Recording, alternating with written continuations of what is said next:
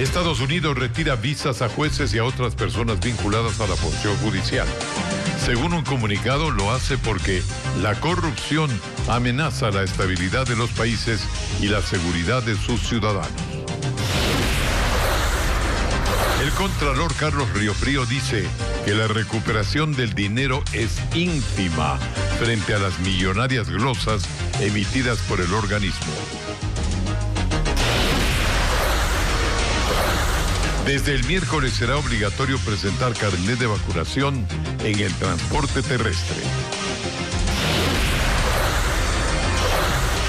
Alerta por repunte de contagios de COVID-19 en el país. Detectan más de 3.000 casos en un solo día, mientras en Guayaquil las muertes aumentan de 5 a 7 por día. Las noticias en Televistazo con Alfonso Espinosa de los Monteros.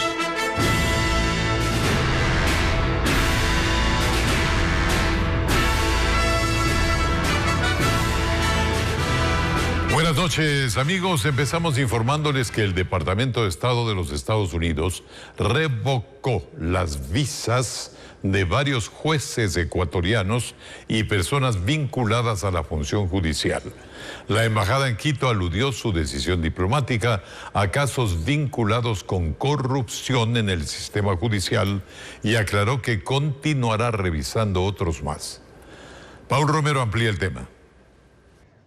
La corrupción amenaza la estabilidad de los países y la seguridad de sus ciudadanos, señaló este lunes la Embajada de Estados Unidos en el Ecuador y comunicó que ha revocado las visas de no inmigrante de varios jueces ecuatorianos y otros individuos que trabajan en los sectores legal y judicial al determinar que ya no califican para estas visas. La embajada no dio nombres de los involucrados, porque el registro de visas es reservado y porque no hace comentarios de casos individuales sobre esta decisión soberana. Aclaró que la visa es un privilegio y no un derecho. La embajada toma seriamente el tema de corrupción y continuará revisando cuidadosamente las visas ya otorgadas y las nuevas solicitudes de visas. Continuaremos usando esta autoridad para avanzar en los esfuerzos anticorrupción y combatir el crimen organizado. El presidente de la Corte Nacional de Justicia, Iván Saquicela, reaccionó al comunicado de la embajada. Lo que le hace bien a la justicia es de que cada oportunidad en que haya un acto de corrupción se investigue y se sancione.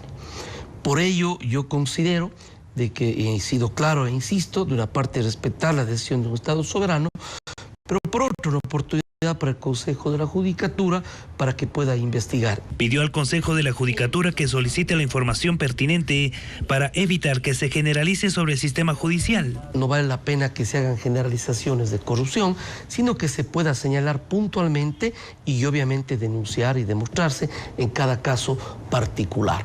¿Le han revocado la visa a algún juez de la Corte Nacional de Justicia? Se trata incluso de información personal, no tengo conocimiento de quienes han sido revocados. La semana pasada la Embajada de Estados Unidos revocó la visa de Jorge Acosta, abogado del excontralor Carlos Porit y del exalcalde de Quito Jorge Yunda. El año pasado retiró la visa de 5 generales de la policía en medio de la denuncia sobre la existencia de narcogenerales en la fuerza pública. La Contraloría aumenta sus cifras de recaudación de las sanciones impuestas, aunque el monto sigue siendo ínfimo en relación a la totalidad de las glosas determinadas. La cantidad de recursos que los sancionados imponen hace imposible que se cobren las responsabilidades asumidas. Francisco Garcés habló con el Contralor Carlos Riofrío y nos informa. El Contralor Carlos Riofrío dice que ahora el organismo es más técnico y eficiente y que a eso responde que en el 2021 se hayan determinado glosas por 2.127 millones de dólares, mientras antes, en el 2020, fueron 867 millones y en el 2019, 747 millones. Hasta lo que tiene atribución la institución como tal, nosotros sacamos los resultados como corresponden y dentro de los tiempos que corresponden. Del monto total de 2021, más de la mitad corresponden a la glosa de 1.223 millones de dólares por las irregularidades detectadas en el proyecto de la refinería del Pacífico. Esa sanción, que recae sobre 6 funcionarios del gobierno del expresidente Rafael Correa, es la más grande de las emitidas en la historia del país. Pero el trabajo de determinación debe complementarse con la recuperación de los montos. En el 2021, la Contraloría recaudó 6,7 millones de dólares, mientras en el 2020 fueron 1,9 millones y en el 2019 3,8 millones. Aunque hay un crecimiento, el monto sigue siendo mínimo. Cuando ellos han presentado su demanda ante el contencioso administrativo, a veces ha pasado 7, 8 y 9 años. Lamentablemente esa es la parte que a nosotros, y como está fuera del ámbito de la Contraloría, es lo que no podríamos nosotros mandar a un cobro si todavía están en otra instancia judicial. Y en el ámbito penal el problema es el mismo. El año pasado la Contraloría remitió a la Fiscalía 361 informes con responsabilidades penales, pero ahí los procesos tampoco avanzan con agilidad. Internamente nosotros cumplimos con nuestra tarea. Cumplimos con el trabajo, pero tenemos limitantes legales que no nos permite avanzar más allá. La Contraloría espera que las cifras de este año sean mejores y crezca la recuperación de montos en favor del Estado. El COE Nacional pide a los municipios disponer que el transporte urbano solicite a sus usuarios el carnet de vacunación. En Guayaquil anuncian controles aleatorios y en Quito analizan la medida. Patricio Díaz nos cuenta que por ahora las autoridades nacionales dispusieron que la presentación del carnet sea obligatorio solo por el momento en el transporte intra e interprovincial. Desde este miércoles, quienes quieran viajar en transporte terrestre, intra o interprovincial, deberán presentar el carnet de vacunación. La Agencia Nacional de Tránsito se encargará del control. La sanción, de acuerdo con la Ley Orgánica de Transporte Terrestre, Tránsito y Seguridad Vial, por no atender disposiciones administrativas por parte de la ANT, corresponde a 4 salarios básicos unificados. Esa sería la sanción al operador. Pero no solo eso. El COE hace un llamado a los municipios a tomar la misma medida en el transporte urbano. Quedaríamos incompletos si solamente la competencia nacional se cumple. También los GAT tienen que asumir, obviamente, la competencia que la Constitución les ha dado, que son en estas modalidades de transporte. Por lo tanto, es un compromiso de todos. Y en la misma mañana de este lunes, la alcaldesa de Guayaquil, Cintia Viteri, anunció lo que se haría en el transporte público de la ciudad. Que en los paraderos, de manera aleatoria, vamos a pedir los certificados de vacunación. Es decir, que si usted se va hoy día al trabajo y no tiene su certificado, es muy probable que en el paradero se lo pidan y no pueda llegar usted al trabajo. Esto regirá desde el próximo miércoles. Señaló además que no sería posible solicitar el carnet a todos los usuarios. Porque serían 2 millones de veces que tengamos que pedir un carnet. Las filas serían tan largas como las del Seguro Social y los contagios serían mucho mayores. En Quito aún no se toman decisiones al respecto. Se analizan, dice el alcalde Santiago Guarderas. Estamos viendo esa posibilidad, justamente estamos definiendo esta situación, creo que es lo más sano y probablemente el COE Metropolitano tome esa decisión también acogiendo los exhortos que hace el COE Nacional. En el caso de los menores de edad para el uso de transporte interprovincial, se les exigirá el carnet de vacunación con una sola dosis a partir del 17 de enero. En un solo día, Ecuador registra más de 3.000 nuevos casos de COVID. La ministra de Salud, Jimena Garzón, confirmó que esta semana y la próxima serán críticas para el país dentro de la pandemia, pues se podría llegar a un nuevo pico de contagios. Las autoridades tienen listo un plan para expandir los servicios hospitalarios de ser necesario. El COE advierte que hay un nuevo brote de COVID y tanto en esta como la próxima semana se registraría un nuevo pico de contagios. Esta semana que estamos pasando y la próxima van a ser muy críticos. Vamos a tener un aumento de casos, por supuesto. Es que los casos positivos detectados pasaron de casi 8.000 en la última semana de 2021 a 11.362 en la primera de enero. Y la tendencia crece. La curva indicaría que estamos próximos a alcanzar el mismo nivel de marzo del año pasado. El incremento llega al punto de que hace 15 días registrábamos algo más de 700 contagios y solo este lunes ya se contabilizan 3.094. Observamos aquí que a partir del 14 de diciembre, que es el registro del primer caso de Omicron, se produce un aumento muy alto en número de casos. Estamos llegando diariamente al número de casos que tuvimos en el pico más alto. ¿Este incremento de contagios tiene que ver con la variante Omicron? Poco a poco, esta semana la Omicron irá desplazando la Delta, para la próxima semana esperamos que ya no exista Delta en el país, pero en estos días todavía tenemos los casos más complicados, son de Delta. 23 personas fallecieron por COVID en la primera semana de enero, entre confirmados y probables. Las autoridades explican que la cifra continúa dentro del promedio y el descenso se mantiene respecto de marzo de 2021, en el que se tuvo 603 fallecidos en una semana. Ese es el efecto de la vacuna, en la que tenemos fallecimientos, claro que sí, el 80% de esos en personas no vacunadas o en personas que tienen vacunas con una sola dosis. Las autoridades destacan que una de las principales causas del incremento de casos obedece a los feriados de Navidad y fin de año, por lo que piden en estas semanas duplicar la atención en las medidas de bioseguridad. En Guayaquil aumentan las muertes por coronavirus de 5 a 7 casos diarios. Asimismo, se registraron en un solo día unos 800 casos, mientras en los exteriores de los hospitales cada vez son más los familiares de enfermos que llegan allí a solicitar información. Nos informa Bessie Granja. Las consecuencias de los últimos feriados del año son evidentes. Guayaquil arrancó esta semana con una nueva alerta epidemiológica por el incremento de muertes por COVID-19 y de pacientes que se agravan por esta enfermedad. La semana pasada teníamos 5 personas que fallecían por COVID. Ahora tenemos un promedio de 7 personas que fallecen diariamente. La ocupación de camas UCI también se ha ido incrementando. Por ejemplo, hablábamos del 85%, ahora tenemos una ocupación de 127 personas en UCI.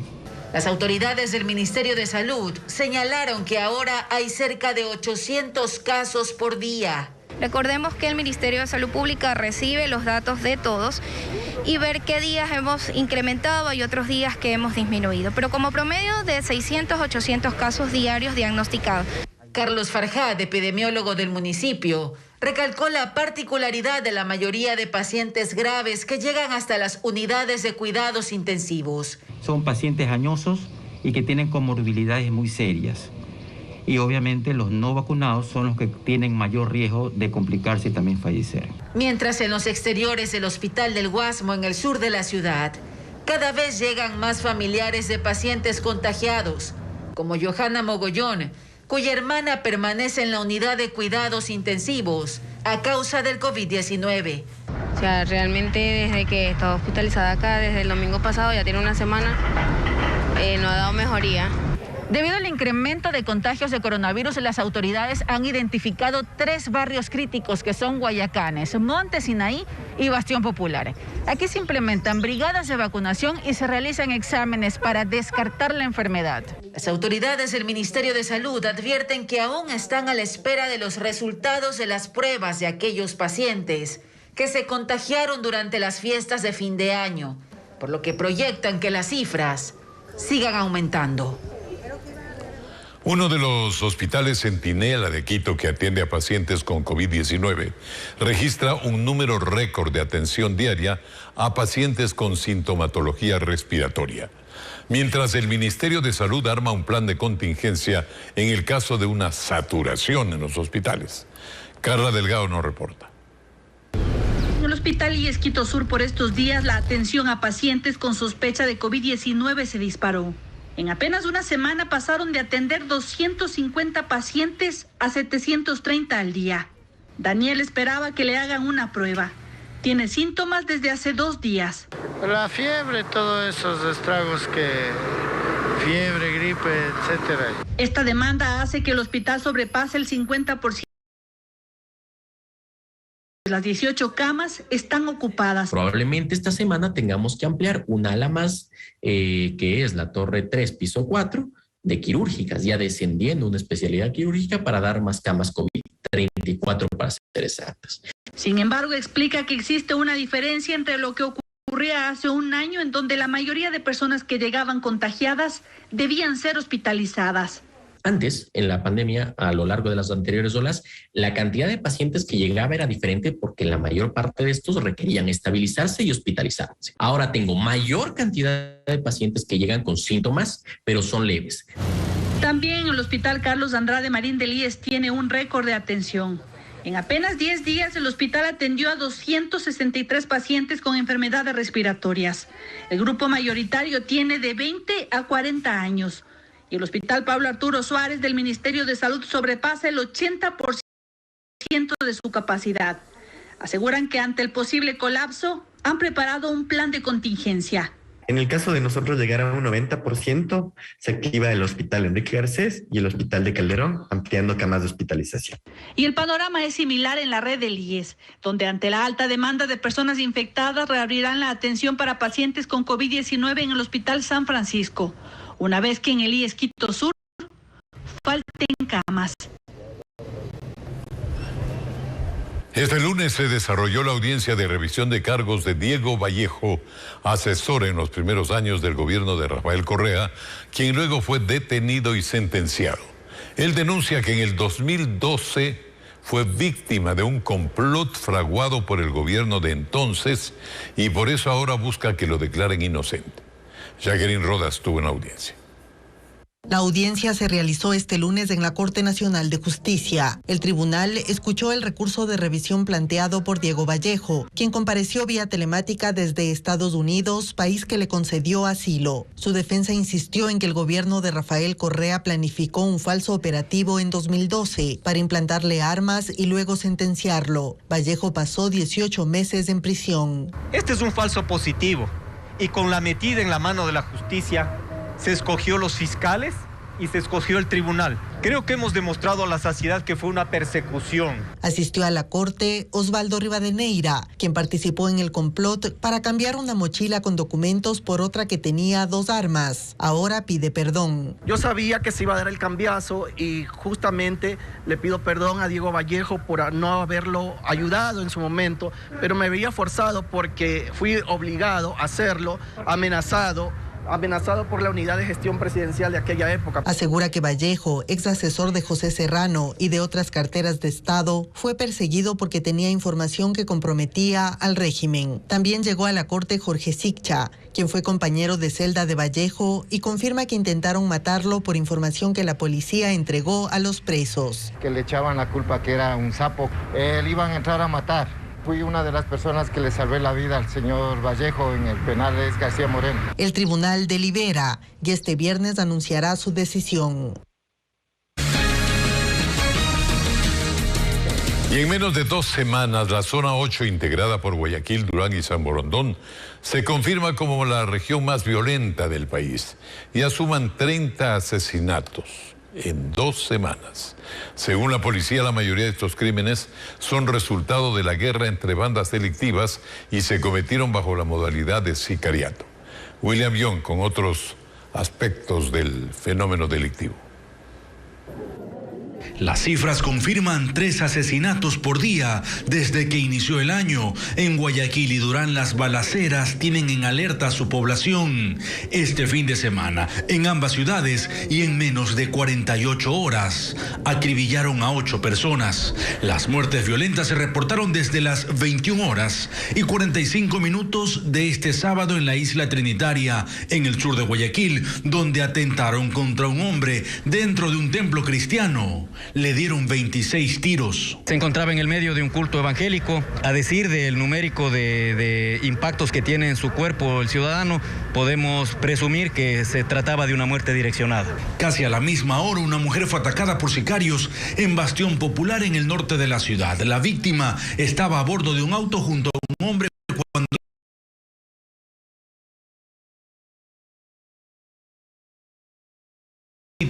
desde la policía advierten que se trata de muertes ejecutadas por encargo de bandas criminales. Siempre son muertes selectivas, están direccionadas. Lo que sí nos llama mucho la atención es la utilización ya de estas armas de fuego de gran alcance, de gran impacto. Y el domingo los asesinatos no pararon, todos registrados en barrios, con intenso movimiento comercial y muchos testigos, ejecutados con el mismo método. Sicarios en motos o autos, llegan, disparan y se van. En el cantón Durán balearon a una mujer dentro de su casa. Ella murió y un hombre quedó herido por los disparos. Pero casi a la par en el Cóndor, también en ese cantón, hubo otro asesinato. Un joven de 19 años fue atacado a tiros por sujetos a bordo de una camioneta y una moto. Mientras que en el sur de Guayaquil, el domingo, un hombre de 37 años fue asesinado por una ráfaga de disparos cuando estaba dentro de una peluquería en el sector de Los Esteros. Después de unas horas, en el norte de la urbe, un hombre recibió 10 disparos. Según las investigaciones, la víctima intentó huir de los sicarios, pero no pudo. En primera instancia llega en la parte exterior, el individuo no identificado le realiza un impacto, por lo cual el hoyo occiso sale en precipitada carrera y a unos 30-40 metros le da alcance, realizándole 9 detonaciones más. Un fin de semana sangriento en las dos ciudades más peligrosas del país. Todo esto nos dice que la violencia continúa apoderándose de las calles. Repasemos cifras. Desde el 1 de enero hasta hoy en la zona 8, que comprende Guayaquil, Durán y San Borondón, se han reportado 30 asesinatos entre esos cantones. Un número alarmante sin duda, pues en el mismo periodo del año pasado solo se registraron 9 casos. Esto evidencia que las bandas criminales cobran cada día más fuerza. Según los reportes policiales, la mayoría de estos hechos fueron cometidos por sicarios a bordo de motocicletas. De esta forma, estos cantones se convierten entre los más violentos del país. Y en horas de la tarde, otra muerte violenta se produjo en Guayaquil. Un joven de 24 años fue asesinado con varios impactos de bala dentro de su vivienda, ubicada en la cooperativa San Eduardo. Varios testigos reportaron a los uniformados que los sujetos llegaron en 2 vehículos y vestían chompas reflectivas con el logotipo de la institución policial. La víctima registra antecedentes penales por robo y asociación ilícita.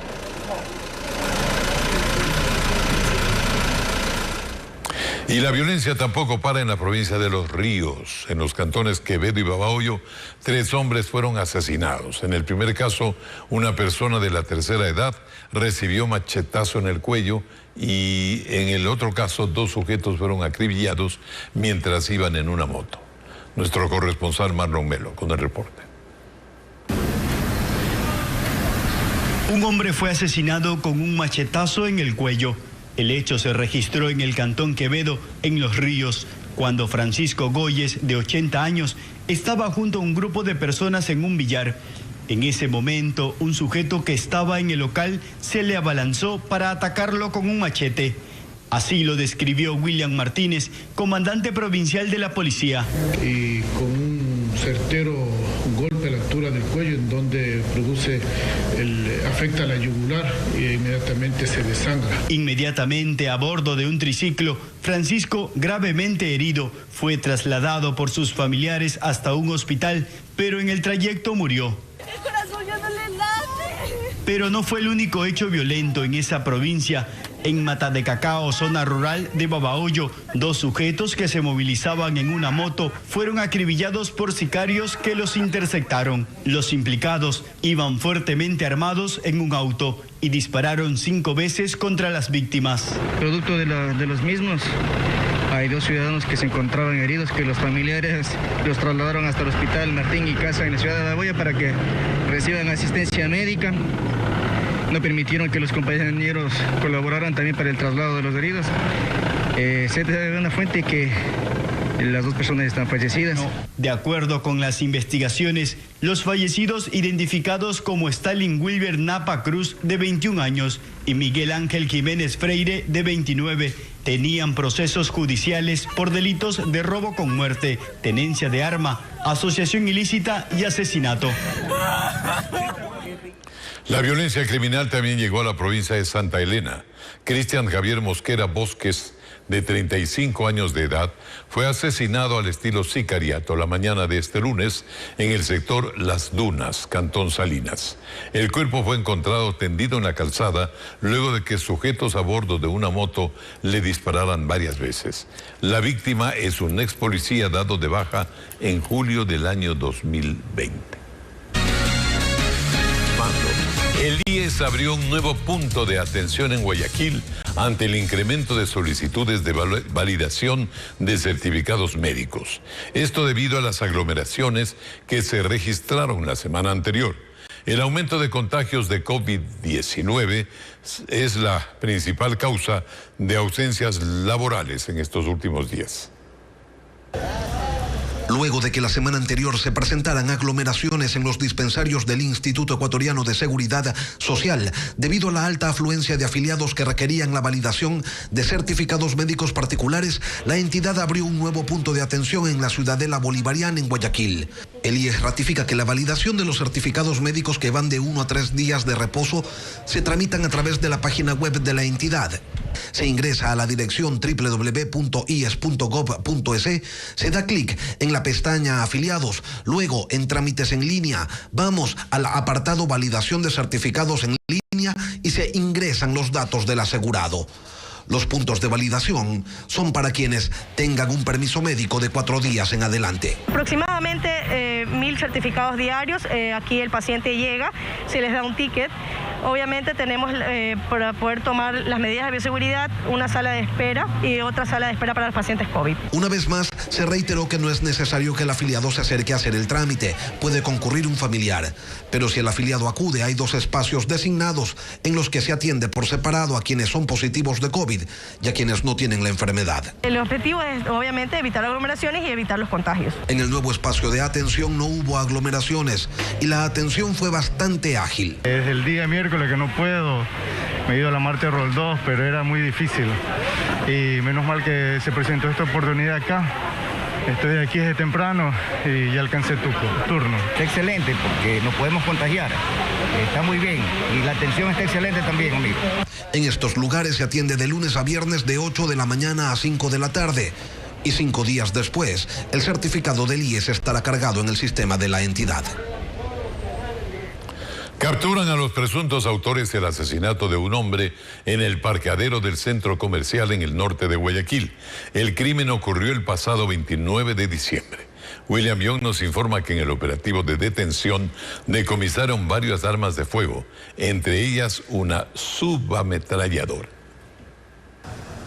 El asesinato se registró 2 días antes de culminar el 2021 y este fin de semana los presuntos responsables fueron capturados. Según la policía, estaban reunidos en su guarida con armas y drogas cuando los atraparon. Se ubica el domicilio donde se encontraban estos presuntos delincuentes reunidos, ingresa la Policía Nacional y procede con la aprehensión de estas 3 personas y encuentra en el mismo lugar 3 armas de fuego, una subametralladora, 2 pistolas de diferentes calibres. Los 3 detenidos serían los sicarios que el pasado 29 de diciembre acribillaron a un hombre dentro de su camioneta cuando salía del estacionamiento de un centro comercial en el norte de Guayaquil. Además, en el operativo aprehendieron a una mujer y en las investigaciones se determinará su participación en este crimen.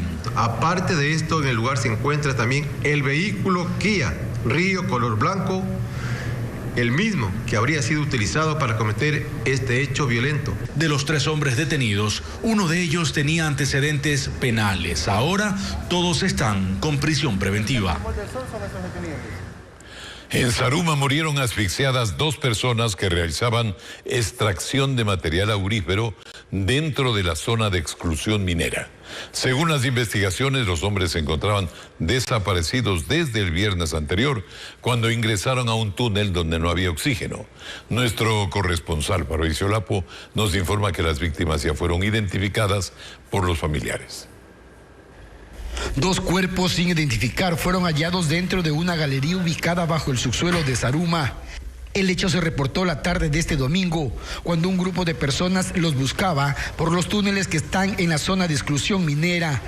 El joven que encontró los cadáveres señaló que las víctimas estaban desaparecidas desde el viernes. Nos encontramos ya en una parte que no hay oxígeno, se han quedado prácticamente sin oxígeno.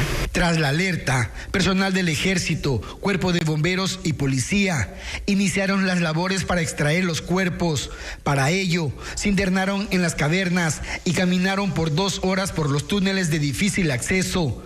Según las primeras investigaciones, los dos mineros realizaban tareas de extracción de material aurífero al interior de las galerías de labores antiguas, donde murieron por falta de oxígeno. Tuvimos que utilizar mangueras para nosotros mismos brindar el aire que necesitaba este hueco. Posteriormente, después de 1 hora y media, 2 horas de que se ventile esta habitación, este hueco, pudimos sacar a lo que son estos 2 individuos.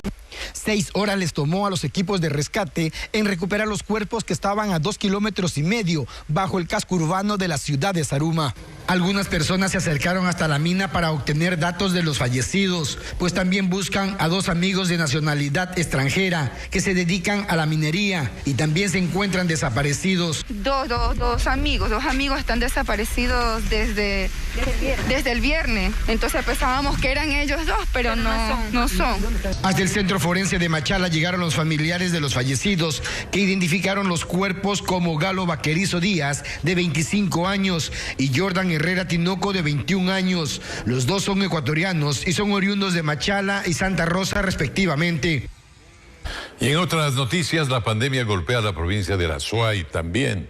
Más de 2,000 nuevos casos de COVID-19 en la última semana y el hospital del IES sin camas UCI libres son algunos de los datos que brindaron las autoridades, quienes llaman a la población a mantener los cuidados para evitar los contagios. La indisciplina ciudadana es la razón del incremento en el número de contagios en la provincia de Azuay.